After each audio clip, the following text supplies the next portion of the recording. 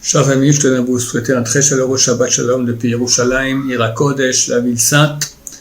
Notre parashat Behar, parle essentiellement de la mitzvah de Shemitah. Et là-bas, dans le chapitre 25, on a deux versets. Dans le verset 14, c'est écrit « Lotonu ish et achiv ». Lotonu, altonu. Et dans le verset 17, c'est écrit « Velotonu ish et amito ». Même verbe, mais en fait, il s'agit de deux choses différentes. Le premier, il s'agit de l'interdiction de la Torah de rouler son prochain. Rouler dans les affaires, être malhonnête et rouler son prochain. Dans le deuxième, le verset 17, c'est écrit « Velotonu ish et amito ». Là, il s'agit de ne pas blesser son prochain.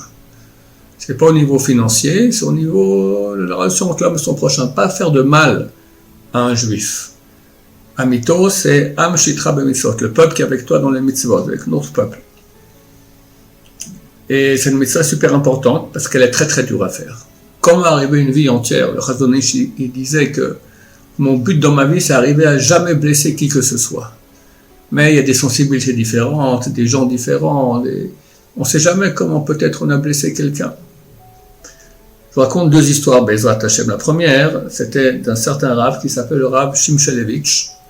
Ça date d'il y a bien longtemps, enfin on va dire peut-être un peu moins d'un siècle. Et c'était un grand Talmid Chacham. Quand il était jeune, il étudiait dans une yeshiva qui était à l'entrée de la ville de Jérusalem moderne. Il habitait dans les vieilles villes.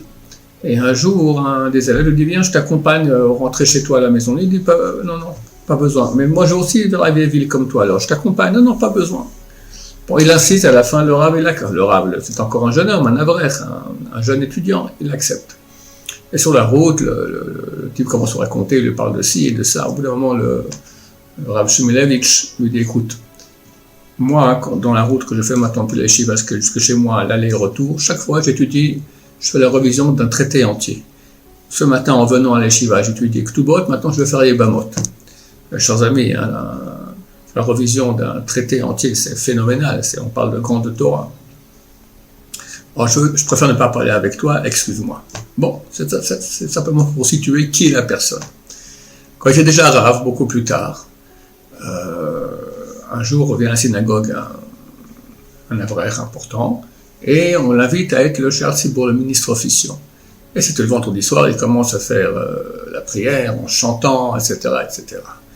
Et le Rav, lui, était super pressé. Chaque seconde de son temps est importante pour étudier.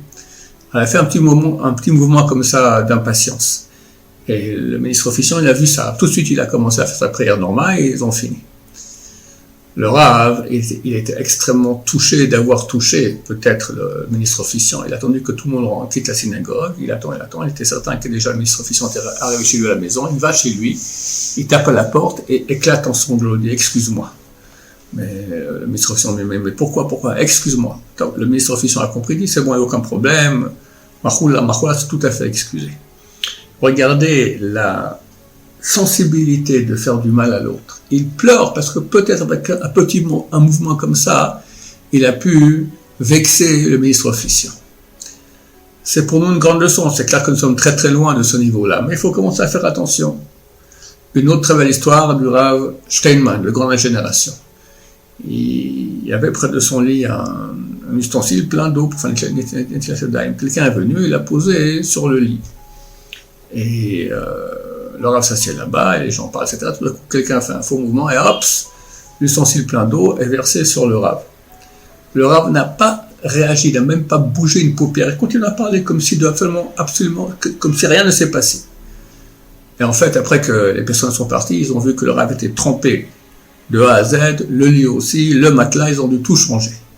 Le Rav n'a pas bougé, n'a pas sauté, rien. Surtout pour ne pas mettre mal à l'aise la personne qui a renversé l'eau. Vous comprenez, renverser de l'eau sur le grand de la génération, c'est la honte, d'accord? Eh bien, il n'a rien fait, aucune réaction. Une maîtrise de soi totale. Ça me rappelle une troisième histoire.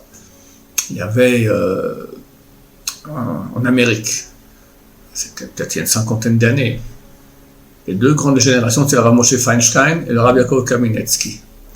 Et il y avait une grande réunion de rabbinim, et un rav vient et commence à parler avec beaucoup d'entrain, d'enthousiasme, et tout à coup, il parle tellement fort comme ça, et son dentier sort. La salle entière a éclaté de rire. Et bien, quelqu'un regardait les deux sages de la Torah, ils sont restés impassibles. Rien, pas un sourire, rien, pour pas blesser quelqu'un. Comment rire de quelqu'un qui le pauvre, il a honte en public. Voilà, chers amis, c'est quelques exemples de cette mitzvah extraordinaire que nous demande de ne pas blesser son prochain. L'otonu eish et amito, que Dieu nous aide à faire cette grande mitzvah, qui est beaucoup d'union dans le peuple d'Israël, parce que nous sommes tous la même âme, et Dieu verra cette union du peuple et nous libérera avec Mashiach Tzidkenu Be'ezrat Hashem très bientôt. Je vous souhaite à tous un Shabbat Shalom, plein de bonheur, plein de respect réciproque entre tous les Juifs, plein de sainteté dans vos maisons. Amen, Amen, Shabbat Shalom, Umvurach.